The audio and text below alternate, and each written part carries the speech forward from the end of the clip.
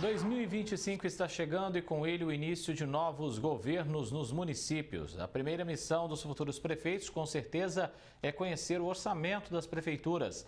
Assunto que nós discutimos com diferentes especialistas da macro-região. Acompanhe. Agregando valor às comunidades, integrando a macro-região e formando opinião, no nosso núcleo de jornalismo, o especialista em dados e administração pública, Rafael dos Anjos. Em Araraquara, o especialista em contabilidade e gestão pública, Gustavo Matar.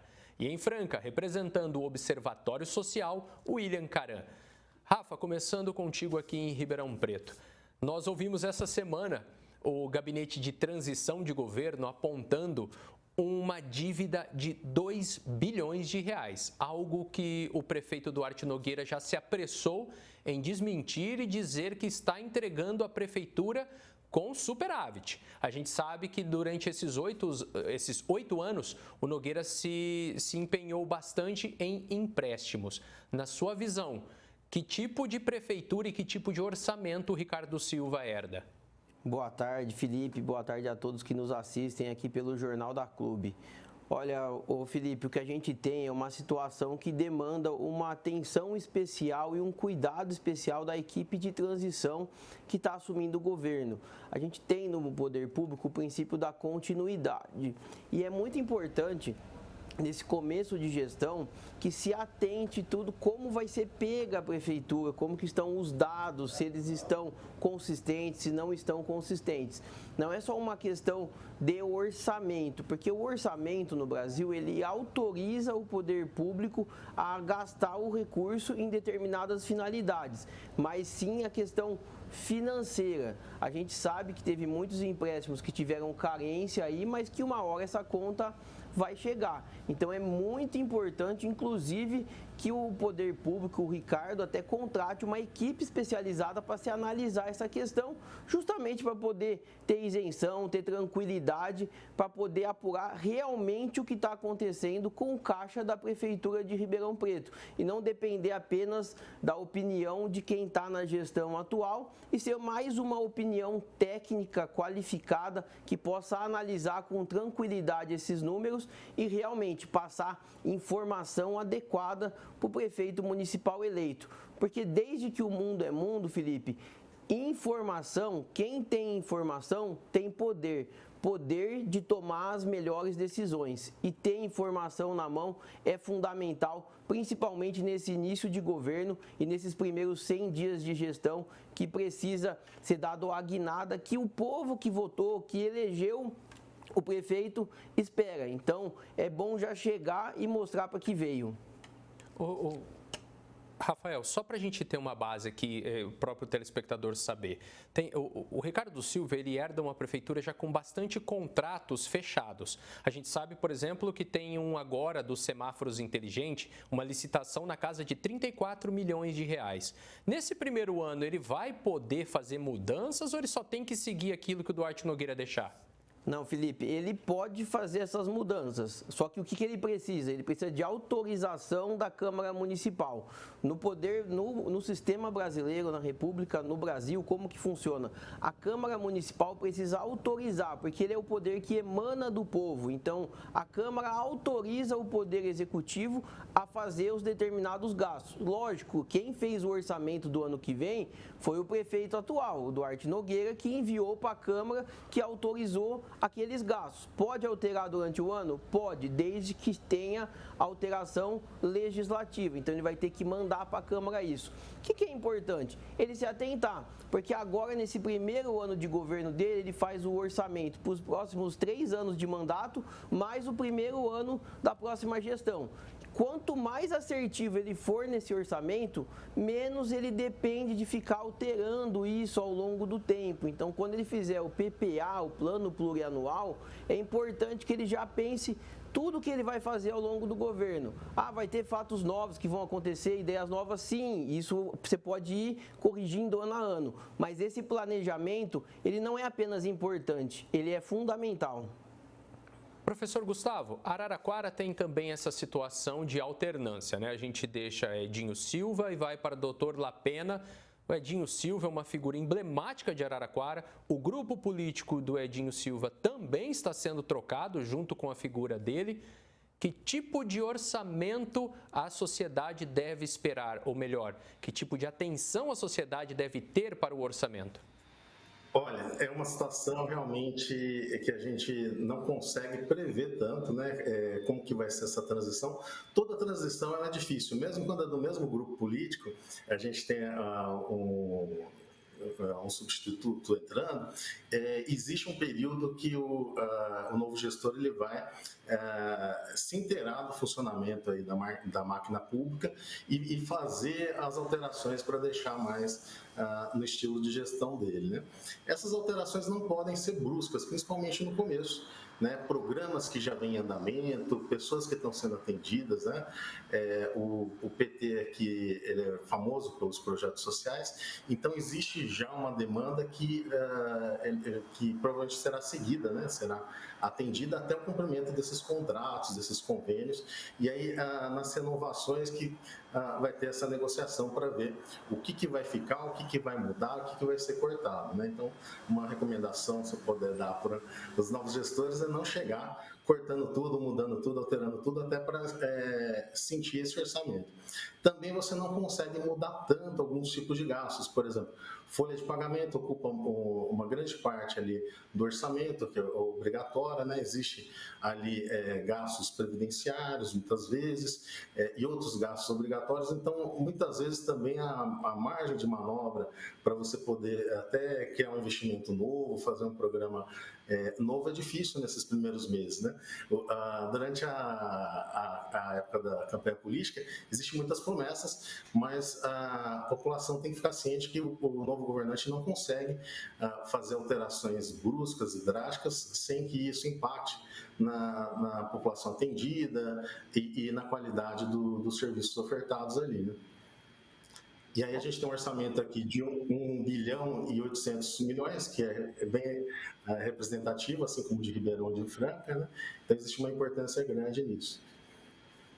William, já em Franca a gente tem uma continuidade, né? Alexandre faz o orçamento para 2025 e Alexandre cumpre o orçamento para 2025. Em que a sociedade francana precisa ficar atenta? A sociedade francana ela precisa ficar atenta com tudo, tá? E cobrar efetivamente do prefeito municipal, da equipe que está aí, né? Aquela continuidade que o prefeito se propôs, né? Aquela continuidade, aquela melhoria que o prefeito se propôs a fazer na sua campanha política, já aqui para 2025, né? A população precisa ficar atenta com tudo, tá? Desde a parte de transparência, nós já falamos isso aqui numa outra oportunidade, mas a população precisa ficar atenta com a transparência do orçamento, da execução orçamentária e efetivamente cobrar o prefeito municipal naquilo que for necessário, tá? Por quê? Por mais que seja o mesmo grupo político que aí está, o prefeito ele foi à reeleição, né, e ganhou o pleito eleitoral, né? Mas não muito diferente das outras cidades aí, Araraquara, Ribeirão, que estão trocando de prefeito agora, né? Aqui também prevalece o princípio da continuidade, tá? Apesar de ser o mesmo prefeito, mas nós precisamos preservar aí a continuidade daqueles serviços públicos essenciais. Por que a gente está dizendo isso? Porque às vezes o prefeito foi reeleito, e aí eu não falo especificamente de Franca, eu falo de todas as cidades do Brasil, às vezes o prefeito foi reeleito, mas quer implementar uma coisa totalmente diferente, uma coisa totalmente nova. Estou indo para os meus 4 últimos anos de mandato, eu vou implementar uma coisa totalmente nova. Não, alto lá. A gente tem que preservar, tem que cuidar muito daquilo que está acontecendo já, para que você não tenha impactos negativos num futuro muito próximo. Então, é isso que a população precisa ficar atenta, tá? E atenta principalmente com aquelas promessas de campanha, mesmo que o prefeito tenha sido reeleito, mas com aquelas promessas que sejam realmente factíveis, que sejam possíveis de serem cumpridas a pequeno, médio e longo prazo, tá? Para que a população se veja aí realmente beneficiada com tudo aquilo que foi prometido para ela na campanha eleitoral, tenha sido o prefeito reeleito, ou seja, o prefeito novo que vai entrar aí agora, igual a gente está vendo em Ribeirão Preto e Araraquara. Rafael, pensando em 2025, pensando numa nova gestão completa, a Câmara de Vereadores ela passou por uma renovação. E aqui em Ribeirão Preto ela ficou bastante escanteada, ou pelo menos ela ficou bastante quietinha nesses últimos anos de gestão. Ela precisa ser mais protagonista do orçamento? A Câmara, na verdade, os vereadores, eles têm muito poder no Brasil. O poder legislativo, ele é fundamental na democracia brasileira e ele precisa voltar a ocupar o seu espaço. O poder público brasileiro ele é composto de 3 poderes: poder executivo, que no município é o prefeito municipal, o poder legislativo, que é a Câmara Municipal, e no município a gente não tem um juiz municipal, então você tem o judiciário como terceiro poder numa instância estadual. O que é importante? Quem faz a lei, quem determina a lei é o poder legislativo. Quando os vereadores tomam consciência do poder que eles têm nas mãos, a democracia ela prospera. Ela volta à normalidade. E isso acontece nos 3 âmbitos, seja municipal, estadual e federal. Por quê? Porque se a Câmara não quiser, as coisas não acontecem na cidade. Mas se ela trabalhar juntamente com o Poder Executivo, a gente tem um potencial enorme de melhoria no município e na vida das pessoas. Então, a importância de se trabalhar a governabilidade do município, ela é fundamental. Rafael, a cadeia econômica está pedindo passagem aqui em Ribeirão já há alguns anos. Ribeirão está querendo ser uma cidade desenvolvida para ser destaque nacional. O Ricardo, nesses próximos 4 anos, tem a chance de dar esse poder para o mercado? Com toda certeza, Felipe, o que a gente mais precisa no município é a questão da segurança jurídica. E aí até vai uma recomendação aqui para o Ricardo, não só para o Ricardo, e para os outros prefeitos que estão assumindo no Brasil. O Supremo Tribunal Federal já permite que o cargo de procurador-geral do município seja uma pessoa comissionada da confiança do prefeito. Então, os municípios que ainda não têm essa autorização, a gente recomenda fortemente para os municípios que mudem a estrutura da procuradoria. Por quê? Porque o prefeito municipal eleito precisa de alguém da confiança dele, da total confiança dele, para poder garantir essa segurança jurídica no município. E essa figura que vai dar o norte para as normas municipais chama-se Procurador-Geral do município. Então, essa figura é importantíssima. A gente precisa entender que o poder público, ele precisa diminuir a burocracia. Às vezes é fazer menos normas, estabelecer entendimentos padronizados, sumular entendimentos municipais para você poder dar estabilidade. O que o poder econômico precisa é saber como as coisas vão acontecer e não ter surpresa a cada momento. Porque, infelizmente, às vezes no Brasil a gente tem o poder legislativo vota uma lei e nem sempre, até se cumprir essa lei, ela é um caminho tranquilo. Vamos dar um exemplo disso, a reforma trabalhista. Você vê, depois de 5 anos aí que a gente tem, ou até um pouquinho mais de 5 anos, você está tendo agora o Tribunal Superior do Trabalho se posicionando que as alterações elas têm que ser cumpridas.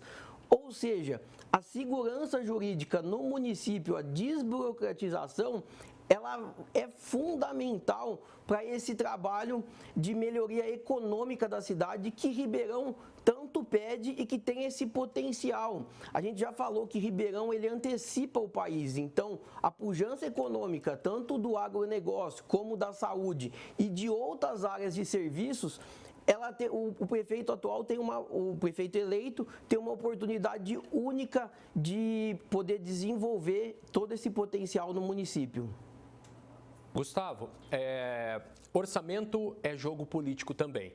E aí em Araraquara a gente tem um orçamento participativo, que é coisa que a gente já não vê em muitas cidades. E além disso, a Câmara também está tentando trabalhar um orçamento impositivo. Eu queria que você comentasse a característica dessas duas ferramentas da política brasileira e se elas funcionam de verdade. Muito bom. Aqui é uma das cidades que tem um orçamento participativo, que é uma característica aqui de Araraquara. Tem em outras cidades também, mas vem acontecendo há um longo tempo. Teve mudanças de gestões do PT por MDB e isso foi continuado, né? Então, uma parcela do orçamento que a gente chama com gastos discricionários, em que a gente pode escolher onde a gente vai fazer um investimento de determinado problema que a gente quer solucionar, ou uma nova coisa, um novo aparelho público, um bem público. A gente pergunta para a população, através da eleição de delegados ali, onde que esse dinheiro deve ser gasto.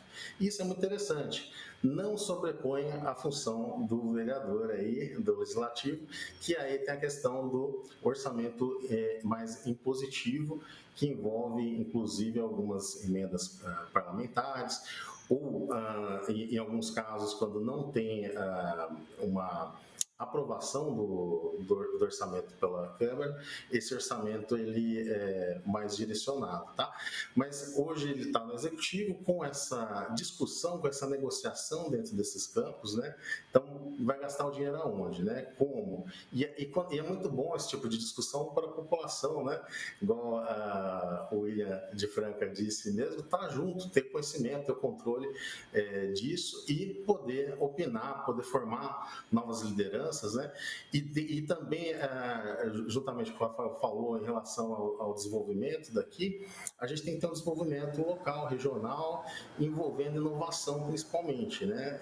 Dentro dos conselhos criados e dos comitês criados pelo governo aí do PT, um que destaca muito é o de estímulo a startups, com apoio a empresas, numa incubadora de empresas aqui, com base tecnológica. Então é muito importante ter uma sincronia entre o governo municipal, entre as empresas, entre a universidade, né, com a sociedade junto aí, atendendo também ao meio ambiente, né, você fazer soluções sustentáveis para você ter um desenvolvimento econômico e social dentro da sua região. William, para a gente encerrar, é sempre importante lembrar que quem paga essa conta é o contribuinte. Franca é uma cidade de muitas oportunidades, uma cidade que cresce bastante e crescem os problemas também. Nós temos uma prefeitura e uma Câmara responsáveis para lidar com os cofres públicos? Nos últimos anos, nós podemos dizer que sim. Nós temos visto, principalmente na última gestão, uma correção, sim, com os cofres públicos, né? Mas nós precisamos de mais. Nós precisamos, igual nós vemos aí em Araraquara, um orçamento participativo, por exemplo, aqui em Franca nós precisamos dessa maior participação da população também. Ela precisa ver de perto o que está acontecendo com o dinheiro dela, tá? E nós precisamos também, e também não é um problema só de Franca, é um problema nacional, né? Nós precisamos de uma efetiva participação maior da Câmara dos Vereadores, né?